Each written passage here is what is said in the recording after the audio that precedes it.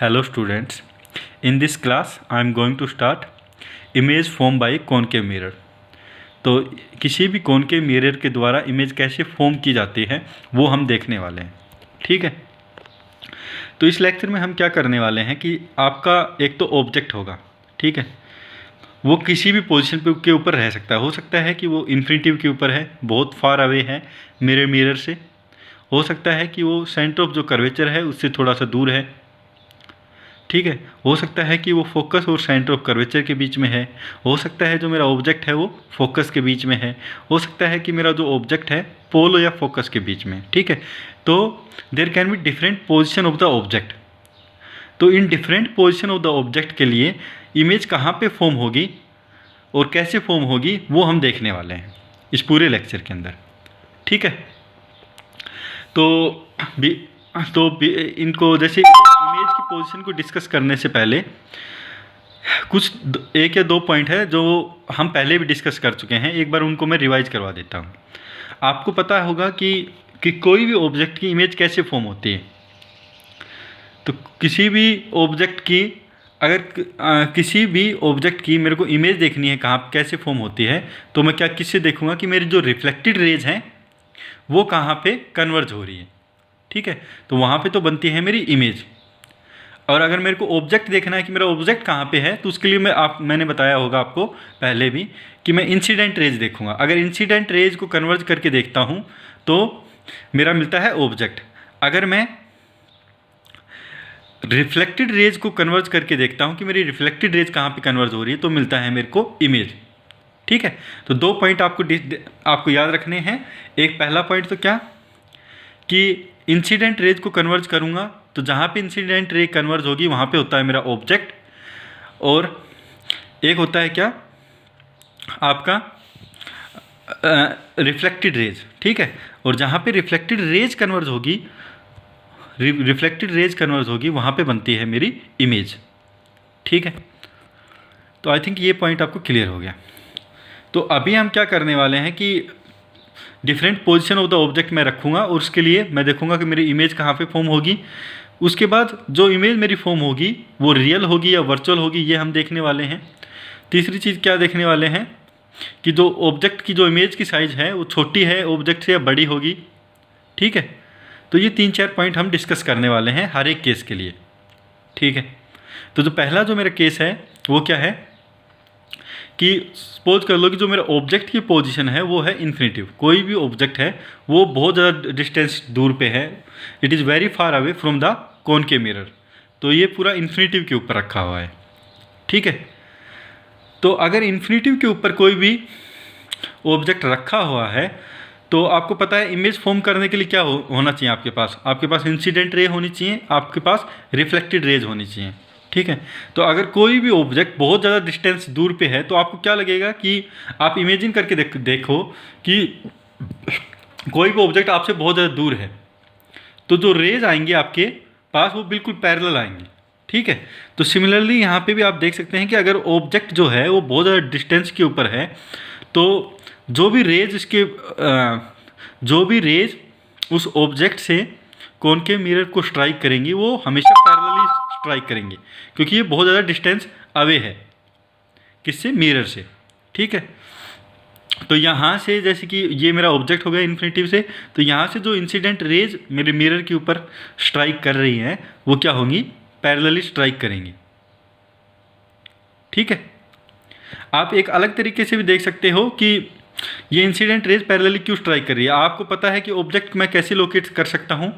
आप ऑब्जेक्ट को लोकेट कर सकते हैं कि मेरे इंसिडेंट रे कहाँ पे कन्वर्ज हो रही है, ठीक है। अगर ये इंसिडेंट रे पैरेलल नहीं है सपोज कर लो तो ये कहीं किसी पॉइंट के ऊपर कन्वर्ज हो जाएंगी। अगर ये इंसिडेंट रेज पैरेलल नहीं है तो ये किसी पॉइंट के ऊपर कन्वर्ज हो जाएंगे, ठीक है। तो इसका मतलब जो मेरा ऑब्जेक्ट है वो इन्फिनिटी पे नहीं होगा, किसी फिक्स पोजिशन पे होगा, okay. So that's why you can say that मेरी जो इंसिडेंट रे होनी चाहिए वो पैरेलल होनी चाहिए किसके केस में, अगर मेरा जो ऑब्जेक्ट है वो इन्फिनिटिव पे है, ठीक है। तो ये पॉइंट आप हमेशा याद करके रखेंगे कि अगर मेरा ऑब्जेक्ट इन्फिनिटिव पे है तो जो भी लाइट रेज उनसे एमिट होंगी कॉनकेव मिरर के ऊपर या कॉन्वेक्स मिरर के ऊपर वो हमेशा क्या होगी, पैरेलल होंगी, ठीक है। तो ये पैरेलल इंसिडेंट रे यहाँ पे आई, ये रे मैंने 1 मान ली, ये रे मान ली मैंने 2, ठीक है। तो ये रे 1 है, ये रे 2 है, यहाँ पे स्ट्राइक हुई है ये। अब ये रे क्या है, प्रिंसिपल एक्सिस के पैरेलल है। तो कल मैंने रे ट्रेसिंग डायग्राम में आपको बताया था कि अगर ये इंसिडेंट रेज पैरेलल है प्रिंसिपल एक्सिस के, तो ये हमेशा कहाँ से पास होगी, ये फोकस से पास होगी। First incident ray after reflection from the mirror, so ये हो गया मेरा फर्स्ट इंसिडेंट रे का रिफ्लेक्टेड रे होगी 1 तो ये कहाँ से पास हो रही है, मेरी फोकस से। अब तो सेकंड वाली जो इंसिडेंट रे है ये भी पैरेलल है प्रिंसिपल एक्सिस के, तो ये भी कहाँ से पास होगी, फोकस से, ठीक है। तो अब मेरे को क्या देखना है, इमेज की पोजीशन देखनी है। इमेज की पोजीशन के लिए मैं क्या करूँगा कि मेरे जो रिफ्लेक्टेड रेज हैं, यहाँ पे रिफ्लेक्टेड रेज कौन सी है मेरी, 1 और 2, इनका कन्वर्जिंग पॉइंट कहाँ से है, तो ये एक्चुअली कन्वर्ज किस पॉइंट के ऊपर हो रही है, फोकस के ऊपर, ठीक है। तो इसका मतलब क्या हो गया कि अगर मेरा ऑब्जेक्ट इन्फिनिटिव पे है तो मेरी इमेज कहाँ पे बन रही है, फोकस पे, क्योंकि इमेज कहाँ पे बनती है, रिफ्लेक्टेड रेज का कन्वर्जिंग पॉइंट। तो कन्वर्ज कहाँ पे हो रही है मेरी रिफ्लेक्टेड रेज, 1 2 कहाँ पे कन्वर्ज हो रही है, फोकस के ऊपर, ठीक है। तो मेरी जो इमेज फॉर्म होगी वो किसके ऊपर होगी, फोकस के ऊपर फॉर्म होगी, अगर मेरा ऑब्जेक्ट कहाँ पे है, इन्फिनिटिव पे, ठीक है। यहाँ पे एक चीज़ और देख सकते हो आप कि जो रिफ्लेक्टेड रेज हैं वो एक्चुअली कन्वर्ज हो रही है फोकस के ऊपर, ठीक है, एक्चुअली कन्वर्ज हो रही हैं। तो इसका मतलब जो मेरी इमेज बनेगी वो कौन सी बनेगी, रियल इमेज बनेगी यहाँ पे, ठीक है। और जो यहाँ पे आप ऑब्जेक्ट की साइज़ देखो काफ़ी बड़ी है यहाँ पे ऑब्जेक्ट की साइज़, लेकिन जो इमेज की साइज़ बनी है वो जस्ट एक पॉइंट के ऊपर बनी है। तो जो इमेज की साइज़ है वो वेरी वेरी स्मॉल हो गई आपकी, ठीक है। तो वो हो गया आपकी पॉइंट साइजेज। तो ये चीज़ हम अब यहाँ पे एक टेबल की फॉर्म में मैंने लिख रखी है कि अगर ऑब्जेक्ट मेरा इन्फिनिटी पे है तो इमेज कहाँ पे फॉर्म होगी, हमने देखा इमेज फॉर्म होगी हमेशा फोकस के ऊपर। तो एट द फोकस इमेज आपकी फॉर्म होने वाली है। और नेचर ऑफ इमेज क्या होने वाला है, तो इमेज का नेचर होगा, एक तो ये क्या है, ये रियल होगी क्योंकि फोकस के ऊपर एक्चुअली कन्वर्ज हो रही है, और इसकी साइज़ क्या है, पॉइंट साइजेज है। तो ये होगा मेरा nature of image. Nature of image में आपको क्या डिस्कस करना है कि मेरी साइज़ क्या है, एक तो हो सकता है कि लार्ज हुई हो साइज़, एक पॉइंट साइजेज हो, एक हो सकता है कि उसकी साइज़ स्मॉल हुई है, तो वो आपको डिस्कस करना है। और एक आपको डिस्कस करना है कि जो मेरी इमेज बनी है वो रियल है या वर्चुअल है, ठीक है। तो ये 2 पॉइंट आपको डिस्कस करने हैं नेचर ऑफ इमेज के अंदर। यहाँ पे सेकंड केस क्या है कि जो मैं ऑब्जेक्ट ले रहा हूँ वो मैं ले रहा हूँ away from the centre of curvature, between infinitive and centre of curvature. तो सेंटर ऑफ कर्वेचर आपको पता है ये है, फोकस मेरा यहाँ पे है, ये क्या है मेरा पोल है। तो सेंटर ऑफ कर्वेचर से अवे लेके चल रहा हूँ। तो आपको क्या करना है, आपको लोकेट करनी है कि मेरी इमेज कहाँ पे फॉर्म होगी। तो मैं कोई भी रे ले सकता हूँ यहाँ से पॉइंट बी से, ठीक है। तो ये एक तो मेरी इंसिडेंट रे पैरेलल चली गई क्योंकि हर एक डायरेक्शन में जा रही है, तो मैं 2 रे लेके चल रहा हूँ, ठीक है। तो अगर मैं 2 रेज कोई भी 2 रेज लेके चल रहा हूँ, अगर उनका मैं कन्वर्जिंग पॉइंट देखूंगा उन 2 रेज का, तो वो तो बता देगा मेरे को इंसिडेंट रे का। अगर कोई भी मैं 2 इंसिडेंट रेज लेके चल रहा हूँ तो उनका कन्वर्जिंग पॉइंट बताएगा मेरे को ऑब्जेक्ट। अगर कोई भी 2 रिफ्लेक्टेड रेज हैं, अगर उनका मैं कन्वर्जिंग पॉइंट देखूंगा रिफ्लेक्टेड रेज का, तो वो बता देगा मेरे को क्या, इमेज, ठीक है। तो यहाँ पे एक इमेज, एक तो सपोज कर लो कि लाइट रे बिल्कुल पैरेलल ही चली गई प्रिंसिपल एक्सिस के, वो है 1। तो आपको पता है ये पैरेलल चली गई तो ये कहाँ से पास आउट होगी, ये हमेशा फोकस से पास आउट हुई। तो ये जो ब्लैक कलर में लिखा जो मैंने मार्क किया हुआ है, तो ये ब्लैक कलर वाला बता रहा है मेरा रिफ्लेक्टेड रेज, ठीक है। तो ये होगी मेरी 1 वाली रिफ्लेक्टेड रेज, ठीक है। ये मेरी 1 वाली रिफ्लेक्टेड रेज हो गई। अब एक जो रे है वो डायरेक्टली सेंटर ऑफ कर्वेचर से पास आउट हो रही है। तो आपको पता है कोई भी लाइट रेज अगर सेंटर ऑफ कर्वेचर से पास आउट हो रही है तो वो उसी मीडियम में, कल जैसे मैंने डिस्कस किया था कि वो अपना पाथ बैक करती है, उसी पाथ पे वापस लौट जाती है। तो सेंटर ऑफ कर्वेचर से अगर ये पास आउट होगी तो ये वापस उसी पाथ पे मुड़ जाएगी, ठीक है। तो ये तो थी मेरी 2 इंसिडेंट रे, ये फिर वापस इसी पाथ पे आ गई, तो ये क्या होगी मेरी रिफ्लेक्टेड रेज, ठीक है। तो एक तो रिफ्लेक्टेड रे मेरी यहाँ पे आई, ये 1, एक रिफ्लेक्टेड रेज वापस यहाँ पे चली गई, ठीक है। इनका कन्वर्जिंग पॉइंट आप देखोगे तो इनका कन्वर्जिंग पॉइंट यहाँ पे आ गया, ठीक है। तो ये मतलब मेरा बन गया क्या, B'। ठीक है। तो इमेज आपकी यहाँ पे फॉर्म हुई, तो इसको अगर मैं ये पूरा इसको सरका दूँ कि ये ऑब्जेक्ट है वो मेरा ए से बी तक है, तो ये तो मेरा बी डैश पॉइंट होगा, तो ऑफकोर्स जो ए पॉइंट होगा वो इसी लाइन के ऊपर होगा, तो मेरा जो ए पॉइंट का जो इमेज बनेगी वो यहाँ पे बन जाएगी ए डैश। इसको जस्ट मैं एक्सटेंड कर दूंगा प्रिंसिपल एक्सिस पे, ठीक है। तो ये होगी जो ए डैश और बी डैश हो गई, ये क्या आ गई मेरी इमेज पोजीशन आ गई, ठीक है। तो पहले आप क्या देख सकते हैं कि इमेज मेरी कहाँ पे फॉर्म हुई है, ये मेरा फोकस है, ये मेरा सेंटर ऑफ कर्वेचर है। तो जो मेरी इमेज फॉर्म हुई है वो कहाँ पे हुई है, फोकस और सेंटर ऑफ कर्वेचर के बीच में हुई है। तो when your object is between the infinity and centre of curvature, then your image is being form between the focus and centre of curvature, ठीक है। और इसकी साइज आप देख सकते हैं कि ए डैश बी डैश की साइज, जो ऑब्जेक्ट है उसकी साइज़ बड़ी है और जो इमेज की साइज़ है ए डैश बी डैश वो स्मॉल है, ठीक है। और इमेज भी क्या है आपकी रियल है, क्योंकि जो रिफ्लेक्टेड रेज है वो एक्चुअली इस पॉइंट के ऊपर मिल रही है, ठीक है। तो ये जो आप रिफ्लेक्टेड रे है ये भी आपकी रिफ्लेक्टेड रेज ही है, ये 2 डैश। तो यहाँ पे आप डिस्कस कर सकते हैं कि if the object is between infinity and centre of curvature, then image form will be between focus and centre of curvature. ये मैंने आपको डिस्कस कर दिया। इमेज की जो रियल इमेज बनेगी स्मॉलर देन द ऑब्जेक्ट, ठीक है। और यहाँ पे ये इन्वर्टेड है, जैसे कि यहाँ पे ए डैश बी डैश मेरा ऐसे था, ठीक है। ये पिन मेरा बी पॉइंट को दिखा रही है, यहाँ पे बी की इमेज मेरी उल्टी बन गई है, तो बी डैश मेरा नीचे आ गया है, जो टॉप वाला पॉइंट था वो कहाँ आ गया मेरा नीचे आ गया है। तो ये आपकी जो इमेज बनी है वो इन्वर्टेड भी है, ओके।